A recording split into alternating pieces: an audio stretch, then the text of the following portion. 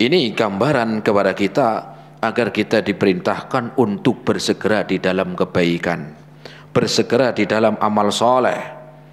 Dan sebagaimana Allah sebutkan dalam Al-Quran dalam surat Al-Mu'minun ayat yang ke-61. Surat apa?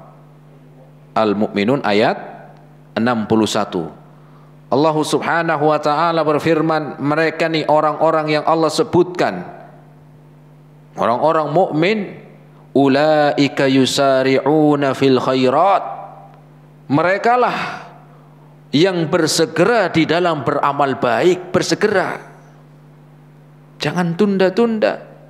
Wahum laha sabiqun, dan mereka itu bersegera bahkan berlomba.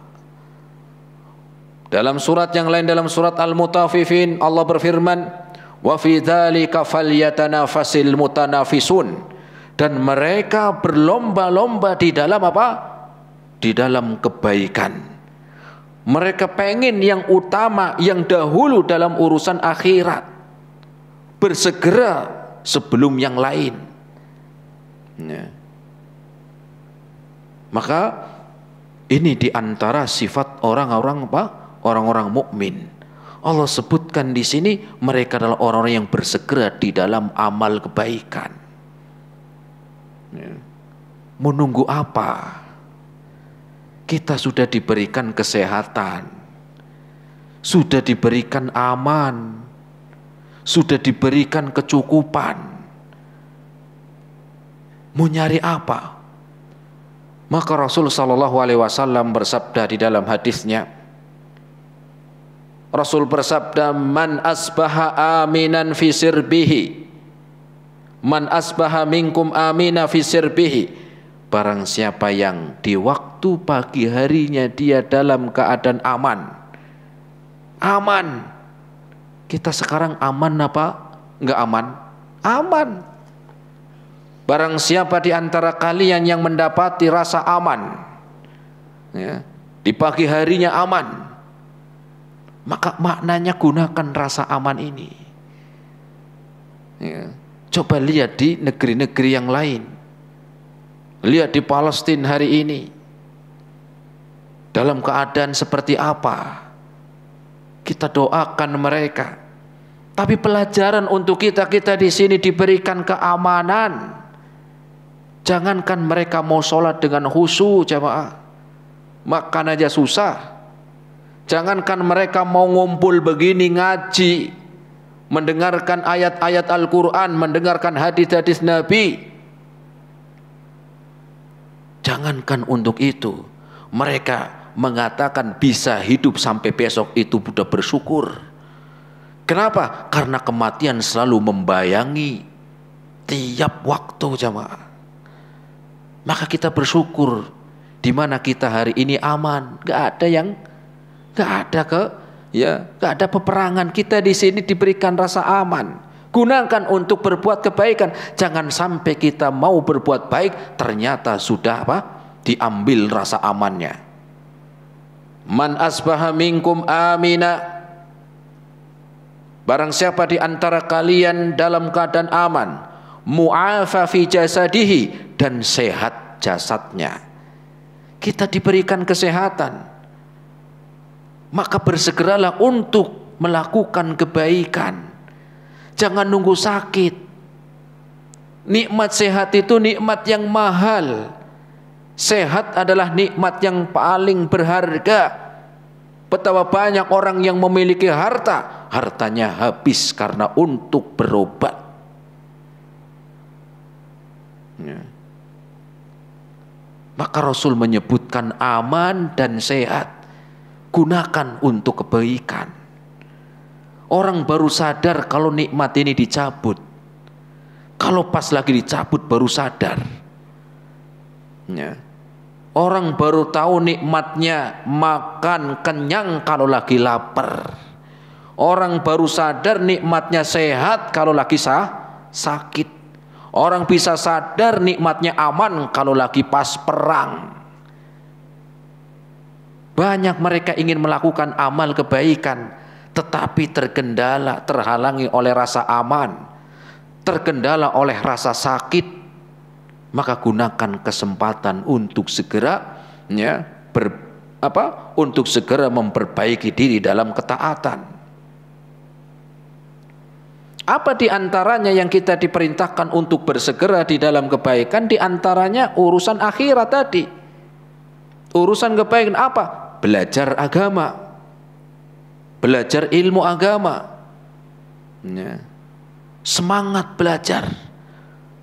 Mana tanda orang semangat, serius dan bersegera di dalam belajar ilmu agama? Ya minimal datangnya nggak telat lah. Minimal kan kelihatan menunjukkan semangat.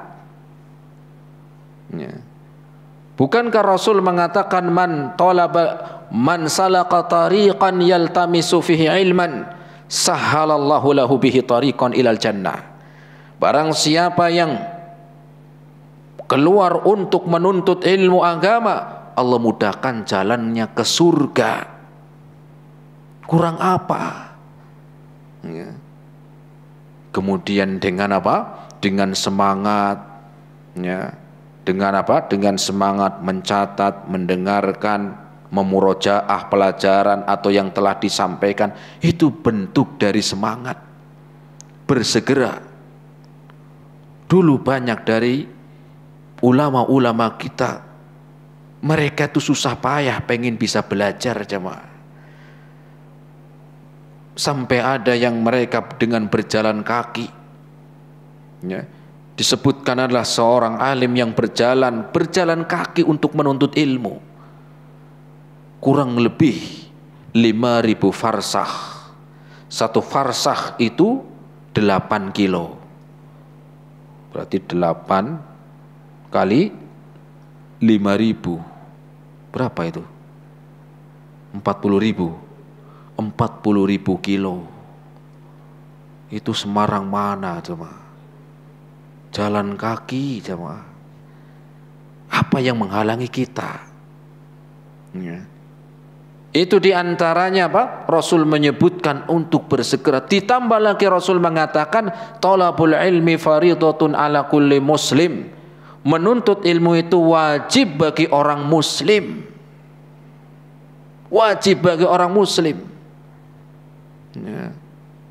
Maka ini kemudian di dalam berdakwah, di dalam belajar, di dalam mengajarkan ilmu, di dalam apa? Di dalam kita menyelenggarakan kajian, jangan sampai kita hanya memberikan manfaat kebaikan untuk orang lain, tetapi kita sendiri yang nggak mau kebaikan. Jangan sampai ketika kita menginginkan orang itu baik, orang lain baik di dalam mendapatkan kebaikan, tapi kitanya sendiri yang lupa. Diadakan pengajian, diadakan apa? Majelis ilmu, tetapi yang menyelenggarakan, yang ada di tempat kurang semangat belajarnya. Kurang semangat di dalam menuntut ilmu. Ini ibaratkan seperti lilin yang menerangi sekitarnya, tetapi sendirinya meleleh.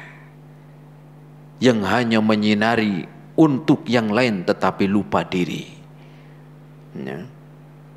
Maka minimal untuk kita sendiri dalam belajar dan mengajarkan ilmu, bersegera untuk apa? Untuk kebaikan. Kemudian juga di dalam sholat, di dalam kita melaksanakan sholat, sehingga di sana Allah Subhanahu wa taala perintahkan sholat yang Allah telah tetapkan waktunya. Bukan berarti kalau pas adzan terus lari, itu enggak. Kan bersegera Ustadz, bukan. Segera juga ada aturannya. Udah mau qomat lari, ya dilarang. Justru apa? Justru kalau memang sudah qomat ya santai pelan. Bukan lari, bukan. Ini namanya bukan bersegera. Bersegera bagus, tetapi ada aturannya. Maka gunakan kesempatan ini untuk kita ya bersegera Pak di dalam kebaikan, dalam membaca Al-Quran. Kita setiap hari itu lebih banyak baca Quran apa baca WA? Jenengan lebih banyak baca WA apa baca Quran? Jujur aja dah. Sama kayak yang ngomong nih. Ya. Bayangkan kalau seandainya kita membaca Quran seperti membaca WA, banyak dapat pahala enggak? Wah, bukan banyak lagi. Ya. Bayangkan kalau kita membaca Al-Quran sebanyak kita setiap hari membaca WA, banyak pahala jemaah. Yang kadang-kadang sudah di pengajian aja buka WA. Ya, di luar pengajian WA sampai pengajian itu masih WA terus nih. Yang mau ngasih apa? Syafaat kita nanti hari kiamat Al-Quran. Ya. Rasul mengatakan di dalam hadisnya, ya'ti yaumal qiyamati syafi'an li sahibih. Al-Quran nanti pada hari kiamat akan datang menjadi syafaat. Tapi seringnya kita itu malas baca Quran. Baru baca 5 menit sudah angup, nguap terus. Ya. Baru ngaji 10 menit sudah ngantuk. Baru menulis kajian, capek. Baru nulis 2 baris. Nah, padahal yang ini yang akan menyelamatkan kita jemaah. Ya. Dan juga Rasul mengatakan, man qara'a harfan min kitabillahi falau asyru hasanat. Yang membaca Al-Quran 1 hurufnya 10 pahala. Antum baca WA huruf A atau B ada pahalanya? Enggak ada. Al-Quran per huruf. Tapi seringkali memang kita itu belum bersegera di dalam menjemput kebaikan. Di dalam bertaubat kepada Allah Subhanahu wa taala pun demikian, seringkali banyak dari kita itu yang enggak semangat. Kok enggak sholat Pak? Nanti sholatnya kalau sudah tua. Ini kan masih umur 20 tahun. Nanti sholat itu gampang kalau sudah umur 62 tahun. Loh kenapa? Kan Rasul saja umurnya 63 tahun. Sholatnya nanti tahun terakhir. Ya masih muda itu ya muda, foya-foya, tua masuk surga. Surga nih sopo. Kenapa demikian? Karena seringkali banyak yang menunda untuk berbuat kebaikan, nunggu nanti. Padahal kita nggak ada yang jamin waktunya sampai minggu depan. Nggak ada yang jamin kalau umur kita sampai tahun depan, nggak ada. Siapa yang menjamin? Bukankah ada orang-orang yang meninggal itu sehat? Bukankah ada orang yang telah meninggal itu masih anak-anak, masih bayi, tidak peduli dengan umur. Ya. Nanti tobatnya lah kalau sudah waktunya. Ya waktunya kapan? Gak ada waktu apa? Waktu janjian, kecuali kalau jenengan sudah punya janjian dulu sama malaikat maut, nggak apa-apa. Tahu kapan meninggalnya. Nanti kalau tahu meninggalnya, oh jenengan sudah dikabarin sama malaikat maut, jenengan meninggalnya umur 60 tahun. Enak. Tobatnya nantilah. Kalau umurnya sudah 59 tahun 10 bulan. 2 bulannya tobat. Kan kita nggak ada yang pernah janjian sama malaikat maut. Ya. Sehingga apa? Tahu, sadar kita nggak ada yang tahu tentang ajal kita, dan kita juga tahu benar nggak pernah yang namanya ada perjanjian atau janjian dengan malaikat maut. Kenapa seringkali kita malas? Apalagi dalam kita bertaubat, menunggu sampai kapan? Apalagi malaikat maut nggak kenal dengan tawar-menawar. Malaikat maut nggak terima amplop, jemaah. Malaikat maut itu tidak apa? Tidak bisa disogok. Ya. Tidak bisa, sehingga Allah mengkabarkan ayat tadi. Kita untuk apa? Segera semangat. Menunggu apa? Oh, saya tapi kan masih sehat, Ustadz. Loh, orang yang meninggal bukan semuanya yang lewat sakit. Bahkan ada orang yang sakit sampai sekarang masih hidup. Orang yang sehat malah mati. Justru sehat itulah kita lebih hati-hati. Kelihatannya sehat, kuat, kecelakaan, sudah. Ya bukan lagi mendoakan, enggak, tetapi mengingatkan, saling mengingatkan, jemaah. Ya. Kenapa demikian? Karena Allah ketika mencabut nyawa manusia tidak memandang. Ya. Sebagaimana Allah Subhanahu wa taala sebutkan dalam Al-Qur'an tentang ya, ketika datang kematian tidak bisa diundur. Ya. Tidak bisa kita undur. Bahkan Rasul mengingatkan, la yaqbalu taubatal abdi ma lam yughargir, lam yablugh ruhuhul hulqum. Tidak diterima taubatnya seseorang sampai ruhnya udah di kerongkongan. Sudah di kerongkongan, gak diterima. Mumpung masih apa? Masih diberi kesempatan. Ya. Jangan sampai waktu yang telah Allah berikan kepada kita disia-siakan. Segeralah untuk berbuat, segeralah untuk beramal kebaikan. Jangan sampai menjadi orang-orang yang rugi. Lihat, Allah sebutkan orang-orang yang menyesali kehidupan di dunianya.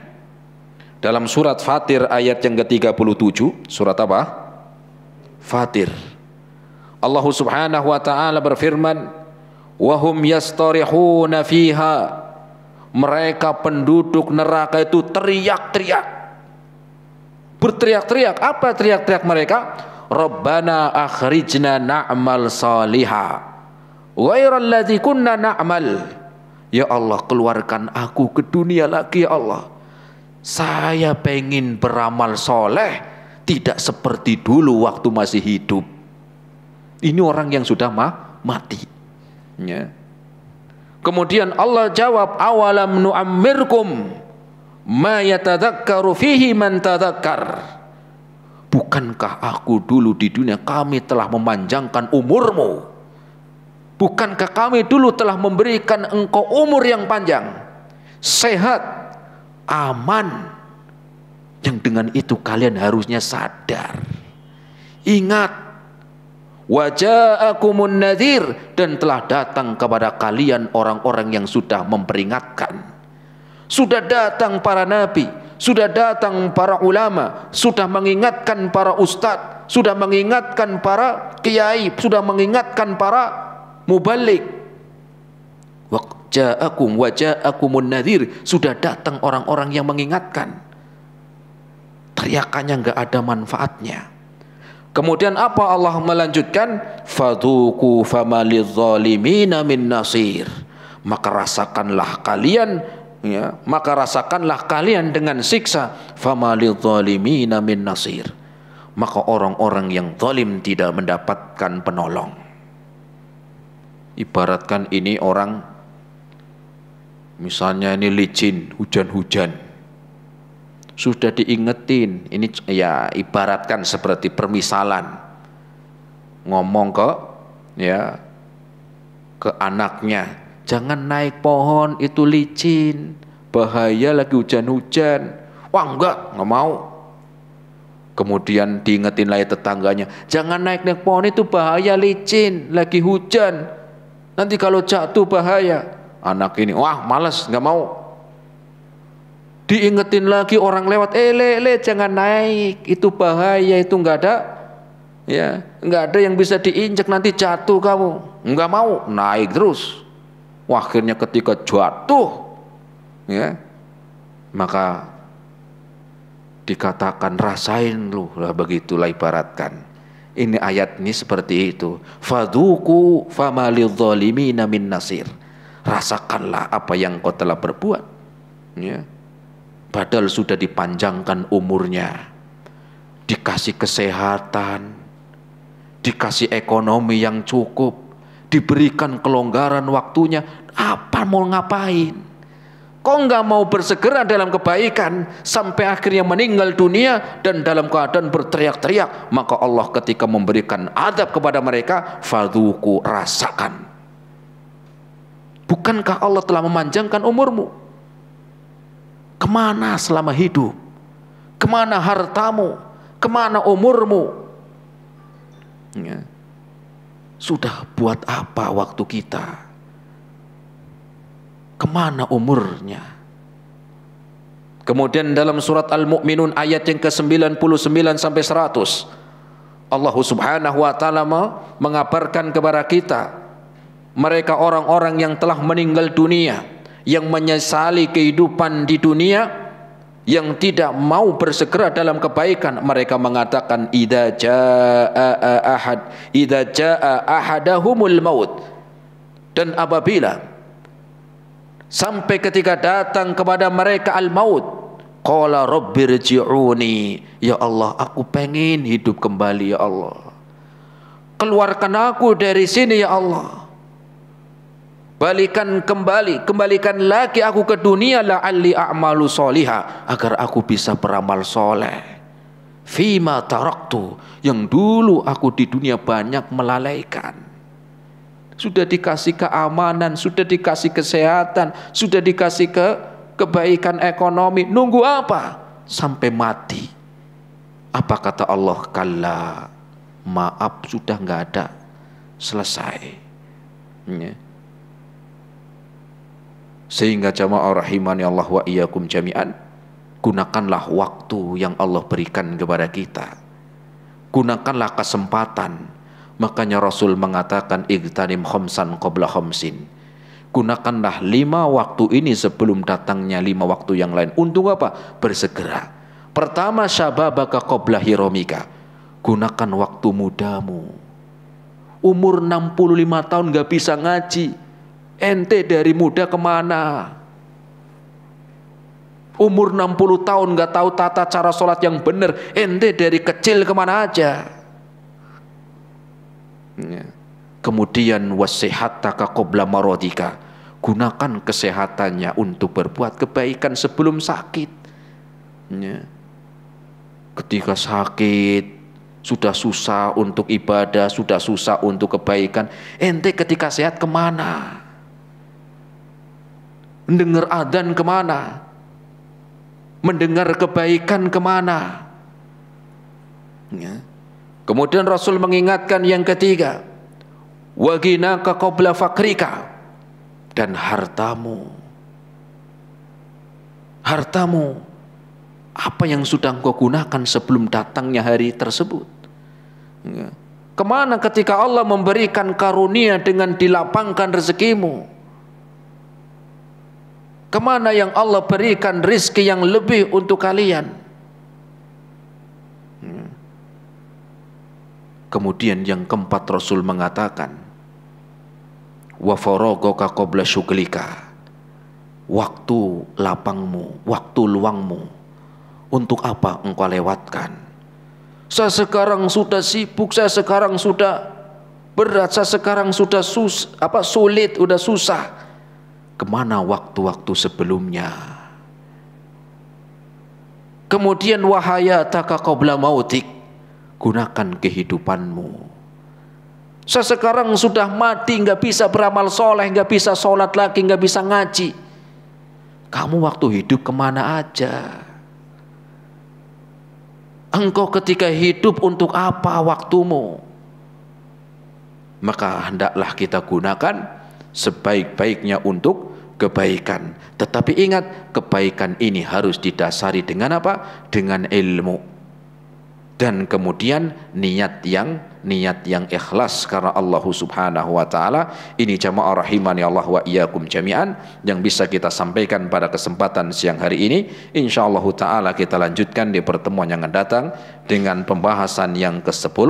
Semoga bermanfaat. Wassallallahu ala nabiyyina Muhammad wa ala alihi wa ashabihi wa sallama tasliman katsira. Nah, silakan kalau ada yang mau bertanya, barangkali yang bisa dijawab.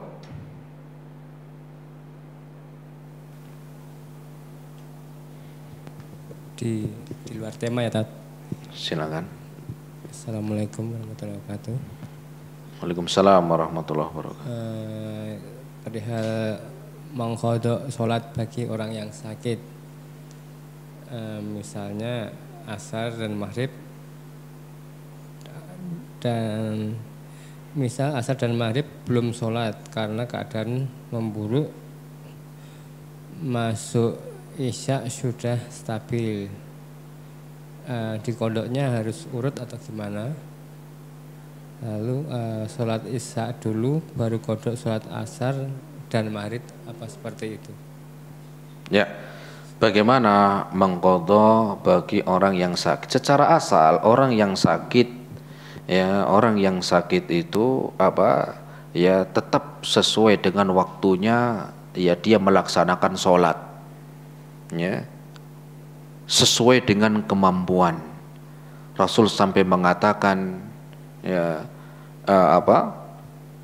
shallu qa'ima fa illam yastati fajalisa fa illam yastati fa ala janbin. Salatlah kalian berdiri. Kalau sakit nggak bisa berdiri, ya duduk. Kalau nggak bisa duduk karena sakit, berbaring. Ya, berbaring. Bagaimana kalau memang kondisinya yang memang ya berat, ya, sehingga dia belum sempat sholat. Ada sholat yang terlewat. Bagaimana untuk mengqadhonya? Misalnya yang terlewat antara zuhur dan asar atau maghrib dan isya, maka mengqadhonya sesuai tartibnya, ya, sesuai apa? Tartibnya, diqadha yang pertama zuhur, kemudian asar, atau maghrib dulu baru isyanya. Allahu a'lam bishawab. Naam.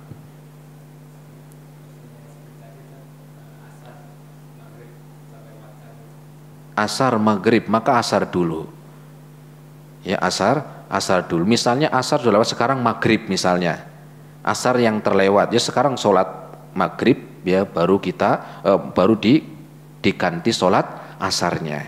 Kalau sholat asar enggak, maghrib enggak, di waktu sholat isya, maka sholat isya dulu, kemudian diqadha sholat asar dan maghribnya, iya, dengan tartib. Allahu a'lam bishawab. Naam. Cukup?